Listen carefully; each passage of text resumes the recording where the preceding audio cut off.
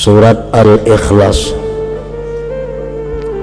diturunkan di Mekah dan ayat-ayat surah ini berjumlah 4 ayat.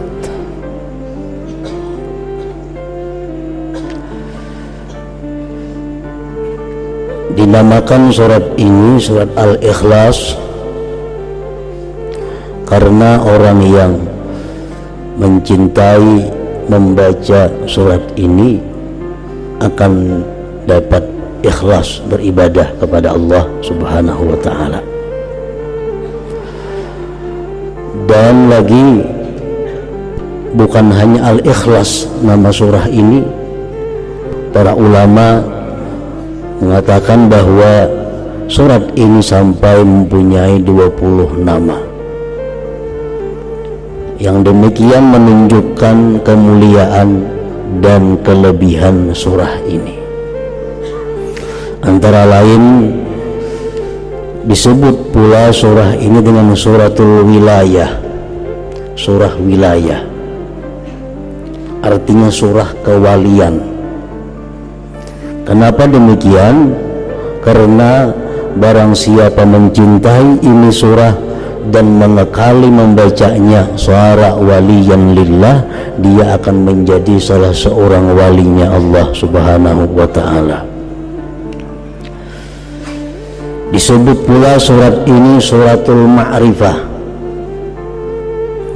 karena orang yang memahami surat ini dan mencintai serta memperbanyak membacanya, dia akan diberi Allah ma'rifat kepadanya. Macam-macam nama surat ini yang menunjukkan kelebihannya. Nah, para muhibbin rahimakumullah, sangatlah banyak hadis-hadis dari Rasulullah sallallahu alaihi wasallam yang menggemarkan kita untuk membaca surat ini.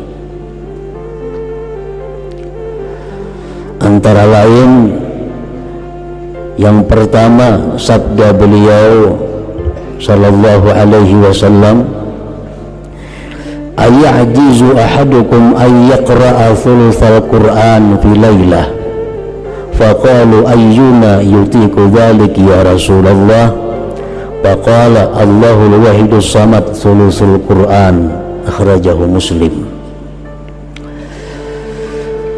Sabda Rasulullah sallallahu alaihi wasallam, adakah tidak mampu salah seorang kalian membaca sepertiga Al-Quran pada malam hari? Ujar Nabi, mampulah ikam wahai sahabatku membaca sepertiga Al-Quran di malam hari.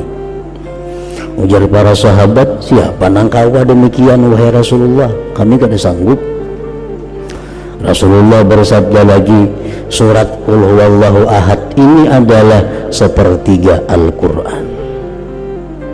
Artinya orang yang membaca satu kali suratul Ikhlas ini, dia sama dengan orang yang membaca sepertiga Al-Quran pahalanya. Dalam arti pahala pokok. Pahala tuh kayak gajian juga, ada gajian pokok, ada gajian tunjangan, macam-macam. Nah, jadi pahala pokok sama, cuma pahala bonusnya kadada. Kan setiap huruf Al-Quran 10 kebajikan, 2 huruf 20. Nah, kalau kita membaca sepertiga Al-Quran, berapa huruf? Itu bonusnya. Kalau pahala pokok kita baca surat Al-Ikhlas sama dengan pahala sepertiga Al-Quran. Nah, yang kedua, Rasulullah sallallahu alaihi wasallam bersabda kepada seorang laki-laki. Seorang laki-laki ini imam di Masjid Quba. Nah, laki-laki ini jadi imam membaca surah hingga Qul huwallahu ahad. Sembahyang maghribnya, isanya, subuhnya, zuhurnya, asar, bila jadi imam habis Fatihah Qul huwallahu ahad tuh. Rakaat pertama, rakaat kedua andai kata dia ingin surat yang lain, tetap ada qul huwallahu ahad itu.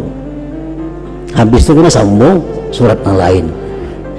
Pokoknya setiap kali ingat sembahyang mesti dibacanya suratul Ikhlas ini.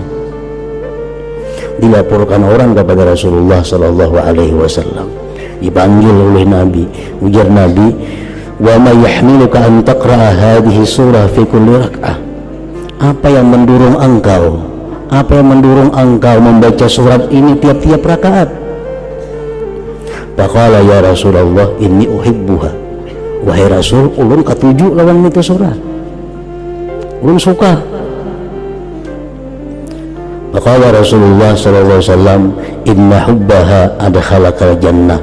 Bahwa kecintaan engkau kepada surah qul huwallahu ahad itu memasukkan engkau ke dalam surga. Rawahu Tirmidzi.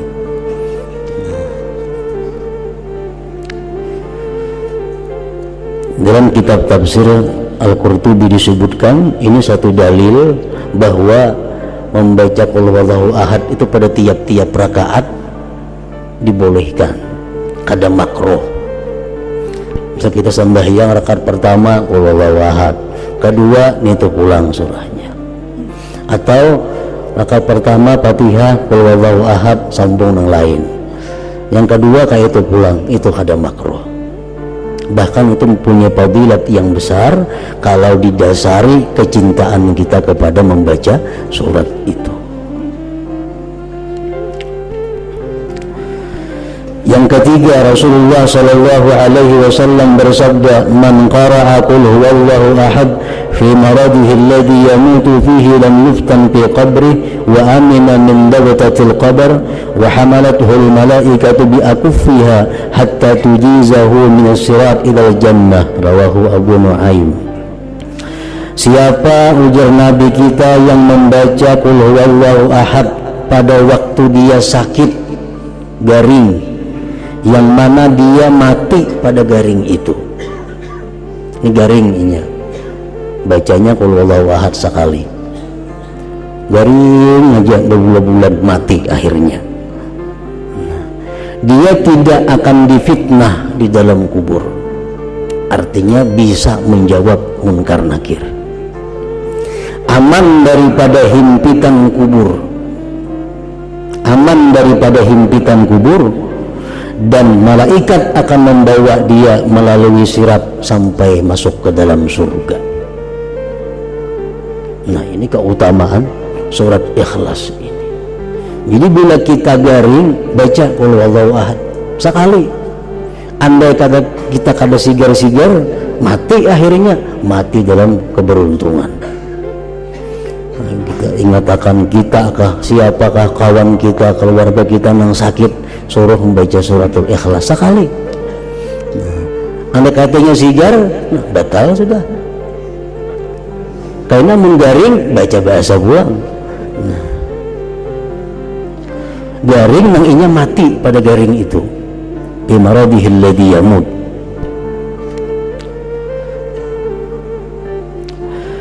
Yang keempat, Rasulullah SAW bersabda, setelah beliau didatangi seorang laki-laki yang mengeluhkan kepada Rasulullah tentang kesempitan hidup, kefakiran. Ulun wahai Rasulullah, hidup ini fakir, rezeki sempit. Apa Rasulullah menjawab? Ujar Nabi, idza dakhalta baitak fasallim in kana fihi ahad wa in lam yakun fihi ahad fasallim ala nafsik wa qra qul huwallahu ahad marratan wahidah. Bila engkau masuk rumah, ujar Nabi, di rumah itu ada orang, baca assalamualaikum sekali, assalamualaikum, sambung lawan qul huwallahu ahad. Kalau di rumah itu kalau ada orangnya, kita masuk rumah kita, assalamualaikum wa ala ibadillahi sholihin, sambung qul huwallahu ahad sekali. Nah, baca itu ya Nabi lawan laki-laki tadi. Bapak ala rajul, maka si rajul dari laki-laki tadi mengamalkan petunjuk Nabi tadi. Masuk ke rumah, bila ada orangnya assalamualaikum, bacanya suratul Ikhlas.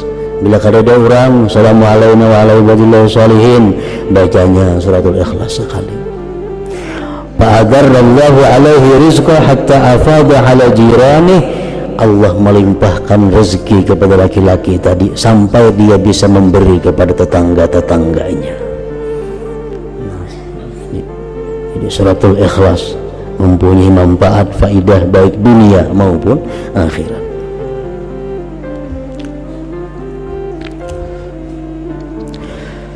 Yang kelima, disebutkan lagi tentang faidah fadilat surah Qul Huwallahu Ahad ini. Annahu kana Jibril alaihi salam ma'ar Rasul alaihi salatu wassalam idh aqbala Abu Dzar al-Ghifari faqala Jibril hadza Abu Dzar qad aqbal. Sewaktu Nabi kita berjalan bersama Jibril alaihi salam, tiba-tiba datang sahabat Nabi yang bernama Abu Dzar al-Ghifari. Ujar Jibril, nah Abu Dzar datang wahai Rasulullah. Ujar Nabi, awa ta'rifuna, ikan kenal kalawan Abu Dzar itu. Kan Jibril biasa kalau datang ke itu cuma Nabi urusannya. Setelah ketemu Nabi sampaikan wahyu boleh. Ini kada, ujar Jibril, Abu Dzarin datang. Nabi cuma tahu kawan Abu Dzar itu wahai Jibril. Jibril menjawab, huwa ashharu indana minhu indakum. Di kalangan malaikat Abu Dzar lebih terkenal daripada kalangan manusia. Abu Dzar kalau di malaikat wahai Muhammad terkenal lebih daripada di bumi ini. Bersabda Nabi kita, berkata Nabi kita, bimaza nala hadhil fadilah, kenapa dia mencapai ini fadilat wahai Jibril, keutamaan ini dengan sebab apa dia capai? Jibril menjawab, likasrati qiraatihi qul huwallahu ahad, karena Abu Dzar ini banyak membaca qul huwallahu ahad.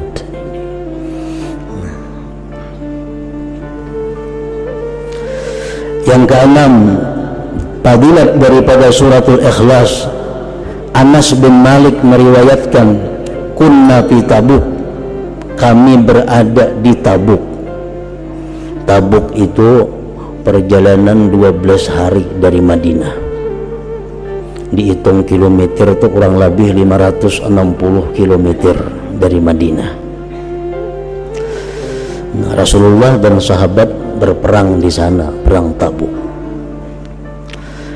Fatala'ati syamsu ma laha syu'a' wa diya wa ma ra'aynaha ala tilkal halah qattu qabla dhalik fa'ajiba kulluna.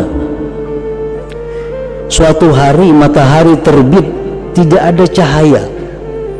Matahari itu terbit cuma kalas. Nah, kada kayak biasanya, kada pernah macam itu terbitnya matahari. Kami pun aneh, kenapa matahari jadi demikian? Fanazala Jibril wa qala innallaha amara an yunazzala minal malaikat sab'una alfa malak fayusallu ala Muawiyah bin Muawiyah al-Laythi. Jibril turun mengatakan kepada Rasulullah SAW bahwa Allah memerintahkan 70.000 malaikat turun untuk menyembahyangkan jenazah Muawiyah bin Muawiyah al-Laythi, sahabat Rasulullah yang tinggal di Madinah. Muawiyah bin Muawiyah ini wafat di Madinah, malaikat diperintahkan 70.000 untuk ikut menyembahyangkannya. Nabi kita berkata kepada Jibril, bima balagha ma balag, dengan apa dia mencapai derajat itu wahai Jibril? Jibril menjawab, kana yuhibbu suratal Ikhlas, karena Muawiyah itu suka dengan surah Qul Huwallahu Ahad.